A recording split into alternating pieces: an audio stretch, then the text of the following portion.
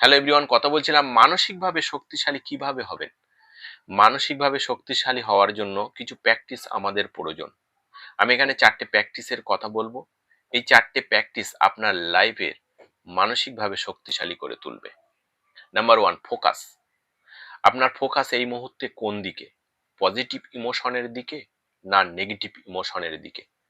আপনার ফোকাস যদি নেগেটিভ ইমোশনের দিকে হয়, আপনি মানসিকভাবে দুর্বল। আপনার ফোকাস যদি পজিটিভ ইমোশনের দিকে হয়, আপনি মানসিকভাবে অবশ্যই শক্তিশালী হয়ে উঠবেন। নাম্বার 2, অভিযোগ বন্ধ করুন। আপনি কোনো একটা কাজে সফল হলেন না, আপনি কোনো একটা বিষয়ে হেরে গেলেন, আপনি অন্যের প্রতি অভিযোগ দিচ্ছেন।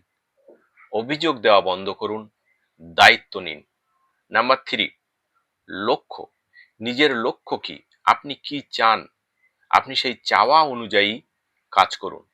আপনি যেটা পেতে চান, আল্টিমেট যেটা চান, সেই অনুযায়ী অ্যাকশন নিন। আপনি যদি একটা বাড়ি চান, সেই বাড়ি কিভাবে পাবেন, উপার্জন করবেন, তার প্রতি কাজ করুন। আপনি যদি একটা গাড়ি চান, গাড়িটা পেতে কি কাজ, সেই কাজটা আপনি করুন।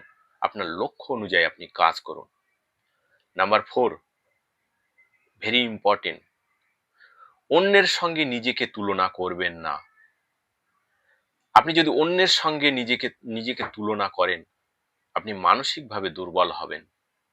এই মুহূর্তে পৃথিবীতে যেটা হচ্ছে, ফেসবুক, হোয়াটসঅ্যাপ, ইনস্টাগ্রাম, এখানে দারুণভাবে মানুষ ছবি দিচ্ছে, ভিডিও রিলস বানাচ্ছে। এই সমস্ত কিছু দেখে আপনি হতাশায় ভেঙে পড়বেন না। লাইফের সব থেকে ভালো মুভমেন্ট গুলো তুলে ধরছে। অন্যের সঙ্গে যখন আপনি নিজেকে তুলনা করবেন, আপনি মানসিকভাবে দুর্বল হয়ে উঠবেন। আজ থেকে আমার এই 4টে প্র্যাকটিস নিজের লাইফে অ্যাপ্লাই করুন এবং মানসিকভাবে শক্তিশালী হয়ে উঠুন। Thank you everyone.